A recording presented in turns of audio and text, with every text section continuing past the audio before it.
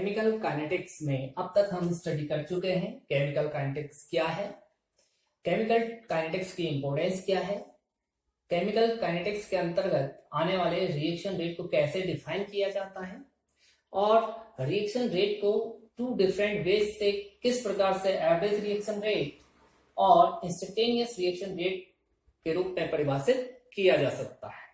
ये सारी चीजें हम पिछले लेक्चर्स में पढ़ चुके हैं।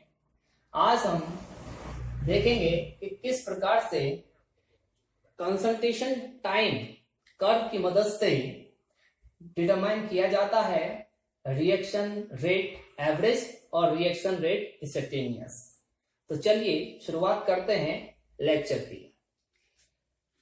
हम जानते हैं जब कोई रिएक्टेंट प्रोडक्ट में बदलता है, रिएक्शन प्रोसीड होती है, तो लगातार चेंज होता रहता है रिएक्टेंट के कंसंट्रेशन में और प्रोडक्ट के कंसंट्रेशन। रिएक्टेंट का कंसंट्रेशन डिक्रीज होता जाता है जबकि प्रोडक्ट का कंसंट्रेशन लगातार इंक्रीज होता है। तो इस प्रकार टाइम और कंसंट्रेशन एक दूसरे पर डिपेंड करते हैं। तो कंसंट्रेशन टाइम पर डिपेंड कर रहा है, तो इसलिए कंसंट्रेशन को हम टी का फंक्शन मान सकते हैं और हम इनके बीच में ग्राफ प्लॉट कर सकते हैं। हमारी समस्या क्या आती है कि हम विभिन्न समय अंतरालों पर किस प्रकार से रिएक्टेंट या प्रोडक्ट के कंसंट्रेशन को मेजर करें। तो इसके लिए जिन टाइम इंटरवल्स पर हमें रिएक्टेंट या प्रोडक्ट के कंसंट्रेशन फाइंड आउट करने होते हैं, उस टाइम पीरियड पर हम रिएक्शन में मिक्सचर का कुछ पार्ट अलग कर लेते हैं, उसे ठंडा होने के लिए रख देते हैं। ठंडा होने के बाद उसे हम टाइट्रेट करते हैं। अनुमापन के द्वारा हम पर्टिकुलर किसी रिएक्टेंट के कंसंट्रेशन को मेजर कर लेते हैं। एक और तरीका है और वो तरीका है कि रिएक्टेंट या प्रोडक्ट की प्रॉपर्टीज के बेसिस पर भी कंसंट्रेशन को मेजर किया जा सकता है। कुछ प्रॉपर्टीज ऐसी होती हैं जो कि कंसंट्रेशन के साथ चेंज होती है, लाइक एज कलर और रिफ्रैक्टिव इंडेक्स ETC। तो इन प्रॉपर्टीज को मेजर कर लिया जाता है और फिर उनके आधार पर कंसंट्रेशंस को डिटरमाइन कर लिया जाता है। इस प्रकार जो एक्सपेरिमेंटल डाटा हमें मिलते हैं उनके आधार पर कर्व प्लॉट किए जाते हैं बिटवीन कंसंट्रेशन एंड टाइम, और इन्हीं को हम सांद्रता समय वक्र कहते हैं। रिएक्टेंट और प्रोडक्ट के लिए कर्व किस प्रकार से प्राप्त होंगे इसे देखते हैं। पहले हम ले रहे हैं कंसंट्रेशन ऑफ रिएक्टेंट और टाइम के बीच में ग्राफ।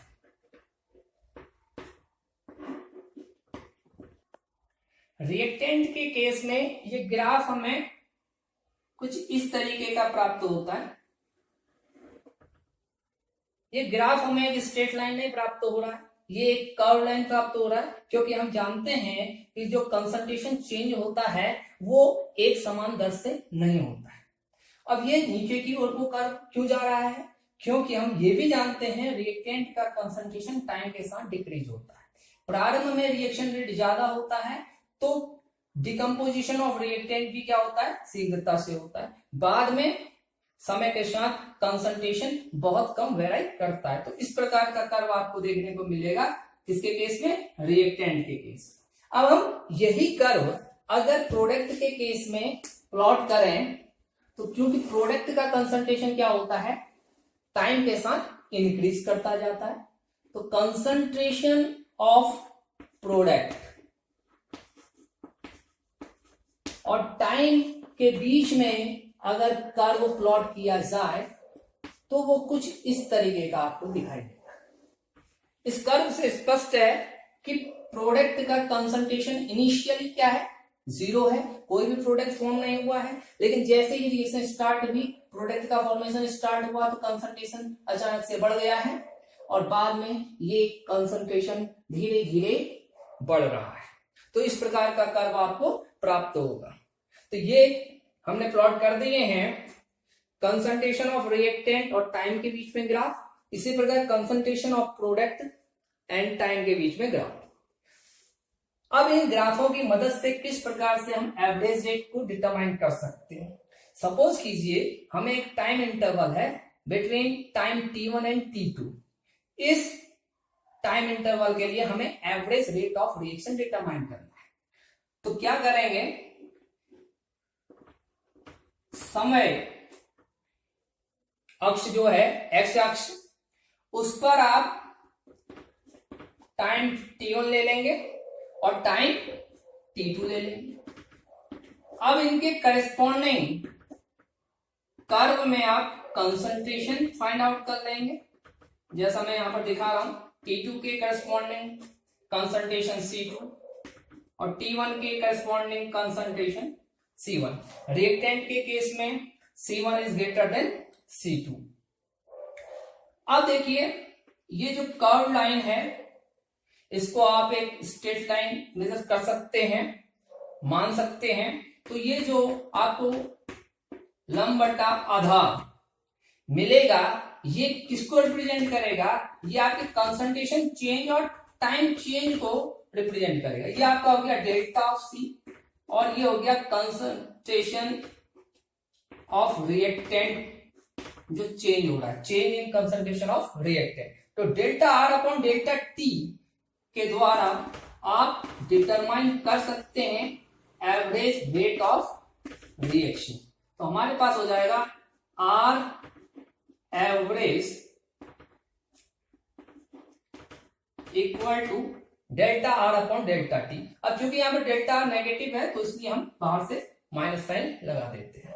तो इस प्रकार से हम डिटरमाइन कर सकते हैं सांद्रता समय ग्राफ की मदद से आर एवरेज। इसी प्रकार इन केस ऑफ प्रोडक्ट, अगर प्रोडक्ट के केस में हम देखें तो हमारा टाइम t1 के करस्पॉन्डिंग कंसंट्रेशन c1, टाइम 2 के करस्पॉन्डिंग कंसंट्रेशन c2। यहां देख रहे हैं c2 ग्रेटर है किससे, c1 से। और अगर हम इस को मार्क करें तो ये डेल्टा टी को डिनोट करेगा और ये जो डिफरेंस है ये आपके change in concentration of product को रिप्रेजेंट करेगा। यहां पर ये पॉजिटिव होगा और आर एवरेज आप फाइंड आउट कर लेंगे delta P upon delta T. अब बात करते हैं इंस्टेंटेनियस रेट ऑफ रिएक्शन की, वो कैसे डिटरमाइन किया जाता है। तो उसके लिए जिस विशेष क्षण में आपको इंस्टेंटेनियस रेट फाइंड आउट करना है उस समय के सापेक्ष आप पॉइंट देखेंगे किसमें, ये सांद्रता समय कर्व में। मान लिया सपोज हमें टाइम t के corresponding instantaneous rate of reaction determine करना है, तो इसके सापेक्ष हमने पॉइंट डिटरमाइन कर लिया इस टाइम कंसंट्रेशन कर्व पर और इस पर एक क्या खींच दी, टेंजेंट खींच दी। ये टेंजेंट है। इस टेंजेंट का स्लोप क्या कहलाएगा, इंस्टेंटेनियस रेट ऑफ रिएक्शन कहलाएगा। या हम कह सकते हैं इस टेंजेंट का स्लोप ही हमारे इंस्टेंटेनियस रेट ऑफ रिएक्शन को डिफाइन करेगा। तो हमारा instantaneous rate of reaction R instantaneous equal to हो जाएगा स्लोप ऑफ टेंजेंट। जो हमने टेंजेंट खींचा हुआ है उसका स्लोप।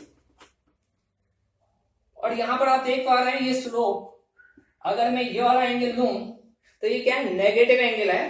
तो स्लोप नेगेटिव है तो यहां पर नेगेटिव साइन आ जाएगा। इसी प्रकार अगर प्रोडक्ट के केस में हम टाइम t के करस्पॉन्डिंग इस कर्व पर पॉइंट डिटरमाइन कर लें और उस पर टेंजेंट ड्रॉ कर दें तो इस टेंजेंट का स्लोप क्या कहलाएगा, आर इंस्टेंटेनियस कहलाएगा।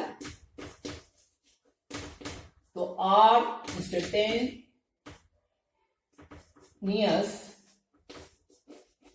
इक्वल टू हो जाएगा आपके पास स्लोप ऑफ टेंजेंट।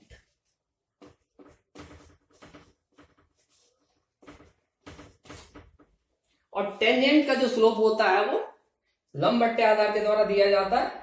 आप यहां पर एक सूक्ष्म अंतराल के लिए कैलकुलेट कर सकते हैं dt और dr। तो ये किसके इक्वल हो जाएगा, minus of dr upon dt के इक्वल हो जाएगा। और इसी प्रकार इन केस ऑफ प्रोडक्ट अगर आप एक स्मॉल चेंज के लिए इसको डिटरमाइन करें तो स्मॉल टाइम इंटरवल dt और स्मॉल कंसंट्रेशन चेंज dp के द्वारा डिनोट होगा। तो ये dp अपॉन dt को प्रदर्शित करेगा।